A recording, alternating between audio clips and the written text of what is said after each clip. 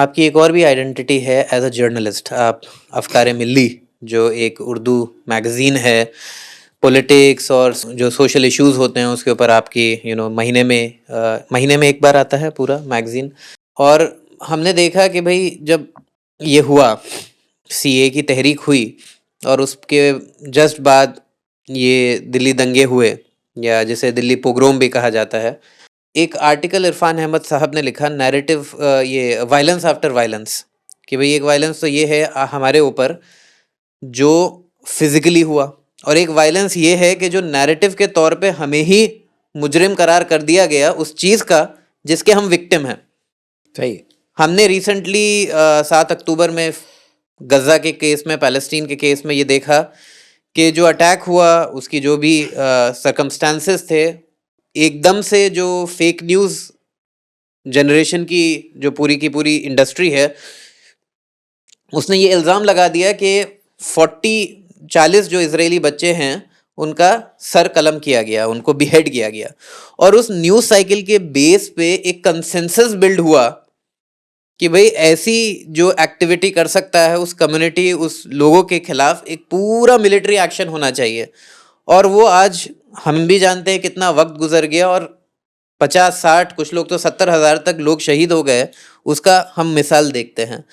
تو اس کانٹیکسٹ میں میڈیا کا جو رول ہوتا ہے وہ امیجیٹلی جس وقت کچھ ہو رہا ہوتا ہے اس وقت ڈسکورس، نیریٹو اور سول سوسائٹی کیا ایکشن لے گی، گورنمنٹس کیا ایکشن لے گی، وہ ڈیسائیڈ کر دیتا ہے. اور ہمارا میڈیا میں صرف ہندوستان میں نہیں پورے دنیا میں کمزور ہونا یہ ہمیشہ اس بات کی وجہ بنی کہ بھئی ہمارا جو رول ہے وہ لوگ ڈیفائن کر رہے ہیں جو ہمیں مجرم قرار کرنا چاہتے ہیں. ایز اے جرنلسٹ آپ کے کریئر میں ایسے بہت سارے ٹائم گزرے ہوں گے جب ہم نے یہ بات کی ہوگی، میں ہی آپ سے کتنا چھوٹا ہوں، 10 سال 15 سال سے تو میں ہی سن رہا ہوں ہمارا میڈیا ہونا چاہیے، ہمارا تھنک ٹینک ہونا چاہیے، ہمارا لیگل سیل ہونا چاہیے. کمیونٹی کیوں؟ اور ایون کمیونٹی کے علاوہ جو ہماری بگ کارپوریشنز ہیں، ہماری بگ آرگنائزیشنز ہیں، وہ یہ جانتے ہوئے کہ ہم اس کے وکٹم ہیں، ان انسٹیٹیوشنز اور ادارے نہ ہونے کے باوجود پھر بھی ہم سنسیئرلی ایفرٹس کیوں نہیں ڈالتے ہیں، اور ہم اسی سائیکل میں ریپیٹ ہوتے چلے جا رہے ہیں. میں نے جس وقت افکار ملی شروع کیا تھا وہ 1986 کی بات ہے. جی. میں نے 1982 میں اپنا P H D thesis submit کیا ناگپور یونیورسٹی میں. اس وقت میرے سامنے آپشن تھا کہ میں اس سے پہلے بھی ایک یونیورسٹی میں لیکچرر تھا، پڑھا رہا تھا. میرے سامنے یہ آپشن تھا کہ میں اکیڈمک لائن میں جاتا، لیکن میں نے یہاں پہ ہماری ایک آرگنائزیشن تھی، اس نے مجھ سے کہا کہ 2 سال آپ کو دینا ہے. تو میں اپنا سبمٹ کر کے یہاں آ گیا. جب 2 سال تو سے زیادہ 3 سال تک وہ پیریڈ ایکسٹینڈ ہو گیا. 3 سال کے بعد جب میں ریٹائرڈ ہوا اس تنظیم سے، تو میرے سامنے پھر وہی آپشن اویلیبل تھا، یا تو میں ملک سے باہر چلے جاؤں کہیں، یا پھر میں کوئی جاب جوائن کر لوں. لیکن میں نے اور ہمارے کچھ ساتھیوں نے یہ محسوس کیا کہ ہندوستان کے اندر مسلمان کچھ میدانوں میں لیگ کر رہے ہیں.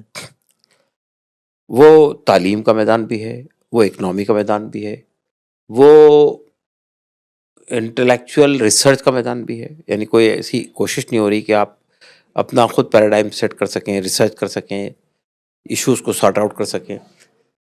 اور اسی کے ساتھ ساتھ میڈیا کے اندر بھی ہم کوئی نیریٹو نہیں بنا پا رہے. خود مسلمانوں کے درمیان مکالمہ نہیں ہو رہا ہے. مسلمانوں کی لیڈرشپ جو ہے، ہر تنظیم اپنے آپ میں مگن ہے، لیکن پوری کمیونٹی کے درمیان میں ایشوز پر ڈیبیٹ نہیں ہو رہا ہے. تو مجھ سے پوچھا گیا کہ تم کیا کرنا چاہتے ہو. تو میں نے 2 آپشن رکھے تھے، ایک ایجوکیشن اور دوسرا میڈیا. تو میڈیا والی بات کو ہم لوگوں کے درمیان اتفاق ہوا کہ میڈیا میں کام کرنا ہے. تو پہلے تو ہم نے ایک ادارہ بنایا دلی میں، یونائٹڈ ماس میڈیا ایسوسیشن. اچھا. اور اس کے تحت میں ہم نے پہلا کام یہ کیا کہ ہم جو کچھ میڈیا میں آتا ہے تقریباً 400 ٹاپکس کے اوپر میں ہم نے اس کا ڈاکومنٹیشن شروع کیا، کلپنگس بنا کے رکھنا شروع کیا.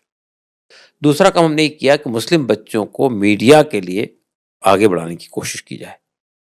تو ہم نے اس کے لیے جگہ جگہ اس طرح کے کیمپ لگائے کہ بھئی اپنے جب آپ کیریئر آپشنز تلاش کرتے ہیں تو میڈیا کو بھی اس میں رکھنا چاہیے. پھر ہم نے یہاں کے کتنے ایسے میڈیا کے پریسٹیجیس انسٹیٹیوٹس ہیں اور وہاں پہ داخلے کی شرائط کیا ہیں وہ سرکولیٹ کی لوگوں کے درمیان. پھر ہم نے دیکھا کہ بھائی لڑکوں کو جب میڈیا کی طرف جانا چاہتے ہیں تو بہت سارے ٹیلنٹڈ بچوں کے پاس میں فائنینشیل پرابلم ہوتا ہے، تو ہم نے اسکالرشپ انسٹیٹیوٹ کی. تو آپ دیکھیے گا کہ ہمارا یہ ادارہ یونائٹیڈ ماس میں. اچھا پھر اس کے بعد ہم نے ایک کام اور کیا. وہ کام یہ کیا کہ ہم نے ایک فیچر سروس شروع کی. اس کا نام تھا فیچر اینڈ نیوز الائنس، فانا کے نام سے. وہ نیوز اینڈ فیچر سروس تھی، ٹرائی لینگویج تھی، وہ ہندی، انگلش، اردو میں. آپ حیرت کریں گے کہ بہت جلدی اس وقت تو یہ الیکٹرانک میڈیا نہیں تھا اتنا زیادہ، دوردرشن کے علاوہ کوئی نہیں تھا وہاں پہ. تو اس موقع پر ہندوستان کے 200 بڑے اخبارات نے ہماری کلپنگس لینا شروع کی، اور پہلی بار مسلم وائلنس سے اکنامی پر، سائنس پر، فلم پر، پالیٹکس پر چیزیں آنے لگی. اور ہم نے پھر اسکالرشپ دی بچوں کو، میڈیم جو لوگ جا رہے تھے. تو تقریباً ہماری کوششوں سے 10 سال کے عرصے میں 300 جرنلسٹ منسٹری میڈیا میں آ گئے. اور یہ جو ہماری فیچرز فانا کے نام سے جو وہ تھا، وہ تقریباً 10 سال تک چلی. اور اس کا بھی اچھا خاصا، اس سے بھی جو لوگ نکلے بعد میں، جیسے بند ہوئی تھی تو اس سے بھی جو نکلے وہ سب بھی چلے گئے. میں نام لے سکتا ہوں لیکن میں نام نہیں لینا چاہتا ہوں آپ کے. کئی پرومننٹ جرنلسٹ وہ ہمارے اس روٹ سے نکل کے آئے. اسی درمیان میں نے 86 کے اندر افکار ملی شروع کیا. افکار ملی صرف نیوز میگزین نہیں تھا، بلکہ وہ ایک پلیٹ فارم تھا انٹرا کمیونٹی ڈائلاگ کا. انٹرا کمیونٹی ڈائلاگ کا، ود ان دا کمیونٹی جو ہے ایشوز پر ڈائلاگ. تو آپ یہ کہہ سکتے ہیں کہ ہم نے اس وقت سیاست پہ ڈائلاگ کیا، مطلب مسلمانوں کی سیاست کیا رخ پہ جانی چاہیے. تو ہم نے ایک مسلم سیاست نمبر نکالا، اسپیشل نمبر افکار کا. اب تک کیا سیاست ہوتی رہی، آئندہ کیا سیاست ہونی چاہیے، کون کون سے ہمارے سیاست میں ہمارے اچیومنٹس ہیں، کیا ہمارے وہ ہیں ڈی میرٹس ہیں، وہ سب اس میں. پھر ہم نے محسوس کیا کہ مسلمانوں کے درمیان بہت سارے سماجی ایشوز کے اوپر میں بھی ہم آگے نہیں ہیں. تو ہم نے ایک یعنی اس پر ایک نمبر نکالا کہ بھائی یہ جو مسلمانوں کے جو معاشرتی مسائل ہے اس کے اوپر ایک نمبر نکالا. پھر ہم نے محسوس کیا کہ صاحب کشمیر کا ایشو بہت چل رہا تھا اس وقت میں، کشمیر میں ملٹنسی، اور یہ 89 کی بات کر رہا ہوں میں آپ سے. تو ہم نے کشمیر پہ ایک نمبر نکالا. آپ کو حیرت ہوگی کہ وہ نمبر جو ہے آپ کو آج بھی اس سے بہتر نمبر نہیں ملے گا کشمیر کے اوپر. اس موقع پہ جتنے پرومیننٹ لیڈرز تھے اس موومنٹ کے اندر، یاسین ملک سے لے کر فاروق عبداللہ تک 18 لوگوں کے انٹرویو لیے تھے. اس میں پنڈت موومنٹ کے جو سربراہ تھے ان کے بھی انٹرویو تھے. اور کشمیر کی پوری تاریخ، بینامہ امرتسر کیا ہے، آرٹیکل 370 کیوں وجود میں آیا تھا، 53 تک کیا پوزیشن تھی، اس کو کس طرح سے کانگریس پارٹی نے خراب کیا، وہ پوری تفصیلات اس کے اندر موجود تھی. پھر ہم نے یہ محسوس کیا کہ بھائی مسلمانوں کے اندر بہت پرومیننٹ شخصیات گزری ہیں آزادی کے بعد سے لے کر، یعنی 20ویں صدی میں. تو ہم نے ایک 100 مسلم شخصیات نمبر نکالا یہ مسلمانوں کے. تو میں یہ کہنا چاہتا ہوں آپ سے کہ ہم نے یہ کوشش کی، اور ہمارا ایک اس پر ایک وہ افکار کے اس پر ایک وہ آتی تھی لائن، ہم غیر جانبدار نہیں، حق کے طرفدار ہیں. یعنی یہ جو کہا جاتا ہے نا کہ آبجیکٹیولی چیزوں کو پیش کیجیے، ہم نے یہ بات کہی کہ یہ پورا نیریٹو غلط ہے. کوئی بھی میڈیا آبجیکٹیو نہیں ہوتا ہے جی، اس کا اپنا ایک لینس، ہر اپنا ایک وہ طریقہ ہوتا ہے. آپ اس کو بتاتے ہیں کہ ہم آبجیکٹیو ہے، لیکن ہم نے یہ بات کہی کہ ہم غیر جانبدار نہیں لیکن حق کے طرفدار ہیں. حق بات جہاں سے بھی ہوگی اس کو پیش کریں گے. تو آپ یہ کہہ سکتے ہیں کہ میں نے 86 کو، آپ دیکھیے آج کتنے سال ہو گئے ہم نے شروعات. اس وقت میں مسلمانوں کے درمیان میں اس طرح کا کوئی نیوز میگزین کا کنسیپٹ نہیں تھا.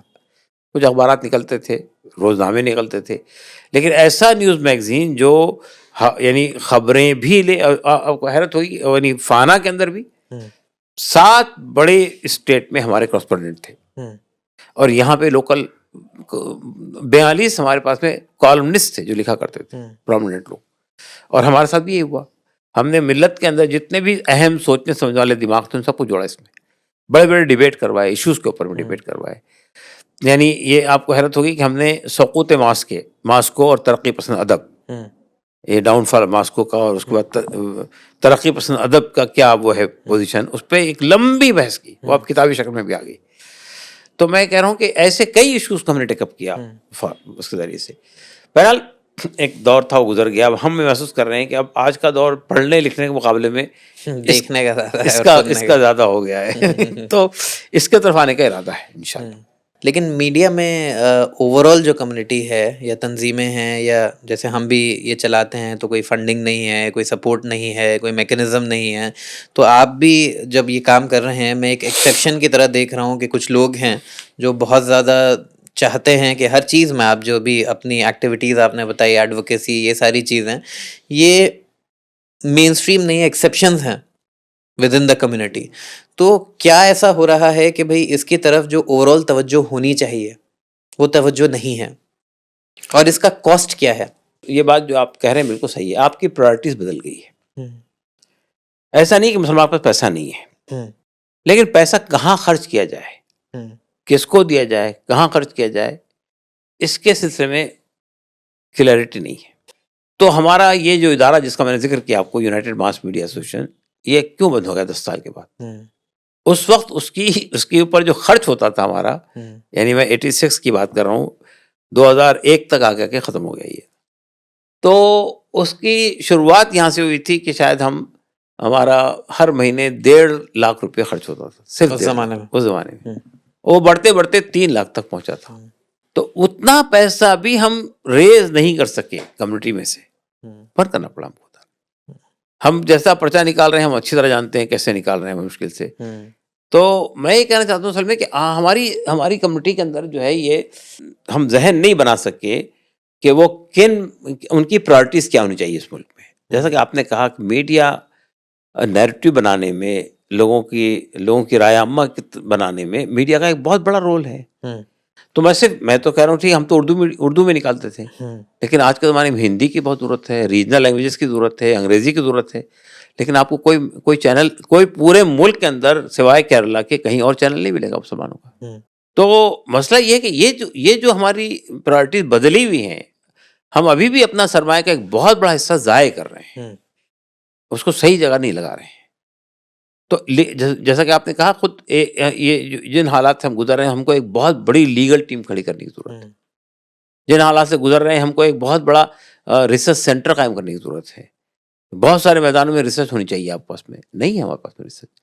تو میں یہ کہنا چاہتا ہوں کہ جب تک کہ ہماری کمیونٹی کے اندر یہ مائنڈ سیٹ نہیں بنتا ہے کہ ہمارے ملک میں ہماری پرائرٹیز کیا ہونی چاہیے. مسئلہ صرف مسلمان عامت الناس کی بات نہیں کر رہا ہوں میں آپ سے. خود ہمارے ملک میں کام کرنے والی جو مسلم تنظیمیں ہیں, ان کے ہاں بھی اب تک کہ یہ پرائرٹیز طے نہیں ہو پائی ہے کہ کیا کام وہ کرنا چاہیے, کیا کام نہیں کرنا چاہیے. بہت ساری جگہ ڈپلیکیشن ہو رہا ہے. ایک ہی کئی آرگنائزیشن ایک ہی کام کر رہی ہے, جی, کاموں کی تقسیم بھی نہیں ہے.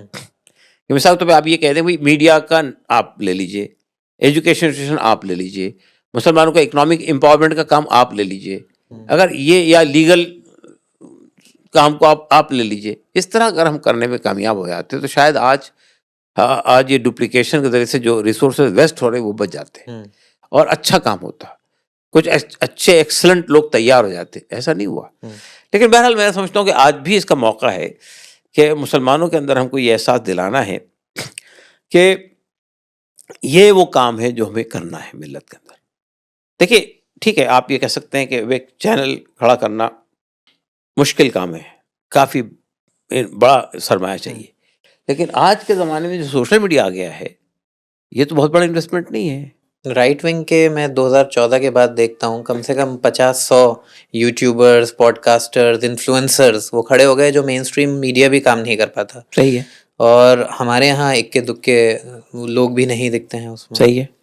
تو میں یہ کہہ رہا ہوں کہ واقعی یہ ہے کہ صورتحال کہ بھائی کہ ایون ہماری جو تنظیمیں اپنا میڈیا چلاتی ہیں, ان کا جو کچھ بھی میڈیا ہے اس کی ریچ دیکھ لیجیے کتنی ہے, اس کے اندر پروفیشنلزم دیکھ لیجیے کتنا ہے, اس کے اندر جو چیزیں آتی ہے وہ کتنی معیاری ہوتی ہے.